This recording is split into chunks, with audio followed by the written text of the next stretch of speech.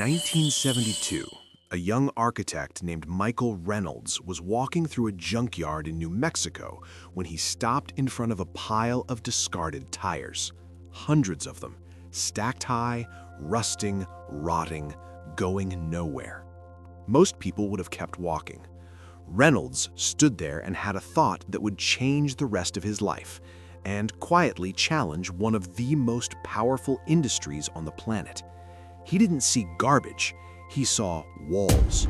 Not thin, hollow walls that let the cold seep in at night and the heat bake you alive in summer. Dense, massive, permanent walls. Walls that could absorb the energy of the sun and hold it, like a battery that never needed to be charged by anyone but nature itself. What Reynolds was staring at in that junkyard in the high desert of New Mexico was the beginning of what he would call the Earthship. A home that doesn't just shelter you from the elements, a home that works with them. A home that decades after it was built still runs without a single utility bill. And yet, most people have never heard of it. And the ones who have were often told it was illegal to build. Ask yourself why. The idea seems almost too simple to be revolutionary. Take a used tire, the kind that gets thrown away by the millions every single year, a waste product that costs money to dispose of and fills landfills across every country on Earth, pack it tightly with soil. Ram the earth in with a sledgehammer until the tire is completely solid, dense, immovable. Stack these tires in a U-shape facing south. Build a roof on top. Add glass along the south-facing wall to let in sunlight. That's it. That's the core of the concept. No steel reinforcement, no imported materials, no specialized equipment, no engineering degree required. Just tires, dirt, and the sun. But what happens inside one of these structures is anything but simple. Reynolds discovered that a tire packed with compacted earth behaves like a thermal flywheel. During the day, the south-facing glass wall allows sunlight to flood in, warming the interior. The massive earthen walls, sometimes 30 inches thick, absorb that heat with extraordinary efficiency. Their density, their sheer weight and volume of material means they can store enormous amounts of thermal energy. Then night comes. The outside temperature drops. In New Mexico, in Colorado, in much of the American Southwest, nighttime temperatures in winter can fall well below freezing. But inside the Earthship, the walls are still slowly releasing the heat they collected during the day. The temperature inside stays stable, comfortable, livable. No furnace, no boiler, no thermostat clicking on at 2 a.m., no gas line running into the house, no monthly heating bill arriving in the mail. Just physics, working exactly the way it has always worked, being used by a man who paid close enough attention to understand it. In 1993, a researcher documenting one of Reynolds' early Earthship designs in Colorado recorded something that stopped him cold. It was a winter day. Outside, the temperature was hovering near 0 degrees Celsius. The ground was frozen. The sky was overcast. Inside the Earthship, the thermometer read 22 degrees Celsius, warm enough to sit in a t-shirt, comfortable enough to cook, read, sleep, live normally. And the heating system? There wasn't one. Not a single active heating device in the entire structure. The walls were doing it. The design was doing it. The sun that had shone through the glass the previous days had been captured, stored in thousands of kilograms of compacted earth inside those tire walls, and was being released slowly, steadily, invisibly into the living space. This was not a prototype. This was not a laboratory experiment. This was a home where a family lived, without utility bills, without connection to the energy grid, in one of the colder climates in North America. 22 degrees inside, 0 degrees outside. No heating system running. Let that sink in for a moment. To understand why this works so well, you need to understand the concept of thermal mass, and you need to understand why modern construction almost completely ignores it.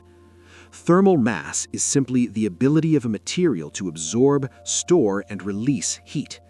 Dense, heavy materials have high thermal mass. Water has exceptional thermal mass. Stone, concrete, and packed earth all have significant thermal mass. Lightweight materials like wood, drywall, and fiberglass have very little. A tire packed with compacted earth is one of the densest, most thermally massive building units you can create. The rubber of the tire acts as a moisture barrier. The compacted earth inside holds heat with remarkable tenacity. Stack enough of these units together, and you create a wall that functions less like a barrier and more like a slow-motion thermal reservoir. The technical term for the delay between when heat is absorbed on one side of a wall and when it appears on the other side of a wall is thermal lag. In a well-designed Earthship wall, that thermal lag can be 12 hours or more. Heat from the midday sun arrives at the interior face of the wall at midnight.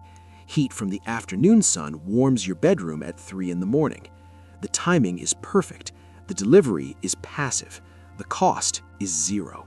But here's where it gets interesting, and where the story starts to get uncomfortable. Modern building codes in the United States, in Europe, in Australia, in most of the developed world, evaluate wall performance almost exclusively through a metric called R value. The R value measures thermal resistance, how well a material slows the flow of heat through it under steady-state laboratory conditions. Fiberglass insulation scores well on this metric. A standard fiberglass insulated wall might have an R value of 15 or 20. A tire wall packed with earth might score R3 or R4. On paper, fiberglass wins by a massive margin. But R value doesn't measure thermal mass. It doesn't measure thermal lag. It doesn't measure the dynamic, time-shifted behavior of a material that absorbs heat during peak sun hours and releases it during peak cold hours. It measures one thing in one set of conditions, in a laboratory that bears no resemblance to the real-world cycle of day and night, sun and shadow, heat and cold. It's a measurement that was designed to evaluate one type of material, and it happens to work very well for selling that type of material. It was never designed to evaluate the kind of passive thermal performance that Reynolds was building into his homes. So when Reynolds went to get his buildings permitted, he ran into walls. Not earthen walls, bureaucratic ones. The story of Michael Reynolds and building codes is one of the most revealing illustrations of how systems designed to protect people can end up protecting industries instead. Reynolds spent years battling the state of New Mexico over permits for his Earthship designs. The homes worked, the science was sound, the occupants were comfortable, healthy, and paying nothing for energy. But the buildings didn't conform to standard codes, so they couldn't be officially approved. At one point, the state of New Mexico actually revoked Reynolds' architectural license. A man who had designed and built dozens of functional, innovative, energy-independent homes was told he was not qualified to design buildings. Think about the logic of that for a moment. The buildings were standing. The people inside them were warm in winter and cool in summer, without any mechanical systems. The structures had proven themselves over years and decades of real-world use, but they didn't meet the code. So they were, in the eyes of the regulatory system, failures. Reynolds didn't stop. He kept building. He kept documenting. He trained volunteers. He took his designs to other countries, to places where the regulations were less rigid or where the need was more urgent. In Bolivia, in Sierra Leone, in the Philippines, in the aftermath of natural disasters, Earthship principles were applied to provide shelter for people who had nothing, quickly and cheaply, using materials that were already on the ground. In 2007, after years of advocacy and legal battles, New Mexico passed the Sustainable Building Tax Credit and gradually began allowing experimental Earthship construction in designated areas. It was a partial victory, but it came after decades of resistance, during which millions of people continued to pay utility bills they might not have needed to pay if the technology had been allowed to spread freely. The Earthship concept didn't stop at thermal regulation. Reynolds kept developing, kept experimenting, kept adding systems to create a home that was truly independent from external infrastructure. Rainwater harvesting was the next piece. The roof of an Earthship is designed to collect rainwater, which is channeled into cisterns. That water is filtered, first through a solar-powered pump and filtration system and made potable. It then flows through the house for drinking, cooking, and bathing. The gray water, the water that has been used for washing, is not wasted. It flows into interior planters where it irrigates food-producing plants. The plants filter the water further. What remains passes into an outdoor constructed wetland for final treatment. The water enters the house from the sky. It is used, it is cleaned by plants, it is returned to the earth. The cycle is closed. Solar panels on the roof handle electrical needs, not the grid, not a utility company. Panels, batteries, and an inverter. Enough to power lights, appliances, a refrigerator, a computer. The specific configuration depends on the location and the needs of the occupants, but the principle is the same. The energy comes from the sun, is stored in batteries, and is used as needed. Food production is integrated into the design. The long south-facing greenhouse that captures sunlight for thermal purposes also serves as a growing space year-round. Tomatoes, herbs, leafy greens, even bananas in some cases, growing inside the structure, providing fresh food regardless of the season outside. Take a step back and look at what Reynolds had assembled. A home that heats and cools itself using only the sun and the thermal properties of discarded materials. A home that collects and purifies its own water from rain. A home that generates its own electricity from solar panels. A home that grows food inside itself year-round, even in cold climates. And the primary building material? Tires. Old tires. The waste product that municipalities pay to dispose of. The material that clogs landfills and creates environmental problems across the planet. Every component of the Earthship addresses a problem that the current system charges you to solve. Your utility company charges you to stay warm. Your water utility charges you for water. Your energy company charges you for electricity. Your grocery store charges you for food. The Earthship does it all, for free, after the initial construction cost. Let's talk about that construction cost, because this is where the conversation always gets interesting. An Earthship is not cheap to build if you hire contractors and buy materials at retail prices. Estimates for a professionally built Earthship in the United States range from $150,000 to $300,000 or more, depending on size and features. That's not dramatically different from a conventional home in many markets. But here's the critical difference: the ongoing cost. A conventional homeowner in the United States spends an average of $2,000 to $4,000 per year on energy bills alone. Over a 30-year mortgage, that's $60,000 to $120,000 just in energy, on top of the mortgage payments. Add water bills, which average around $1,000 per year in many regions, and you're looking at another $30,000 over 30 years. Add the cost of appliances, HVAC systems that need replacement every 15 to 20 years, water heaters, and the maintenance costs of all these systems, and the lifetime cost of a conventional home is dramatically higher than the purchase price suggests. An Earthship owner, after construction, pays essentially nothing for energy, water, or climate control. The systems are built into the structure. They have no moving parts to fail, no filters to change, no service contracts to maintain. The ongoing cost approaches zero. The break-even point, where the energy and water savings offset the construction cost compared to a conventional home, comes within 10 to 15 years for most Earthship owners. After that, the savings are pure financial liberation. So why isn't everyone building these?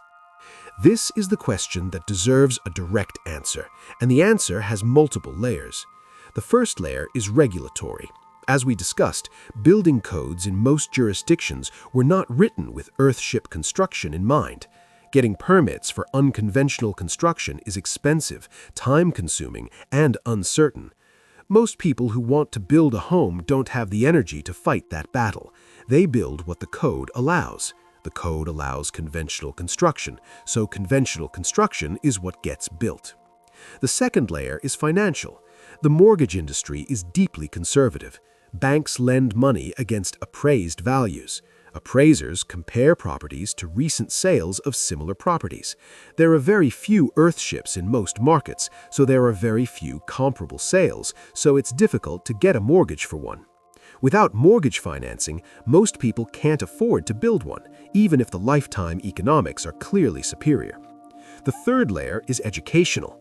Architecture schools, engineering programs, and construction training programs overwhelmingly teach conventional methods. The professionals who design and build homes were trained in conventional systems. They're comfortable with those systems. They have suppliers for those systems. They have liability insurance that covers those systems. Suggesting something different creates friction at every level of the professional chain. And underneath all of these layers, if you look carefully enough, you find the same pattern we identified in the story of earthen walls and R-values. An ecosystem of industries, energy companies, utilities, insulation manufacturers, HVAC suppliers that profit from your monthly bills. An ecosystem that has deep relationships with the regulatory bodies that write the codes, the financial institutions that fund construction, and the educational institutions that train the professionals. None of this requires a conspiracy. It doesn't require anyone sitting in a dark room making decisions about what technology you're allowed to use. It just requires the normal functioning of a system built around extracting ongoing revenue from homeowners. That system will naturally, without any malicious intent, resist technologies that eliminate the need for ongoing revenue. The Earthship doesn't just threaten one industry, it threatens all of them simultaneously.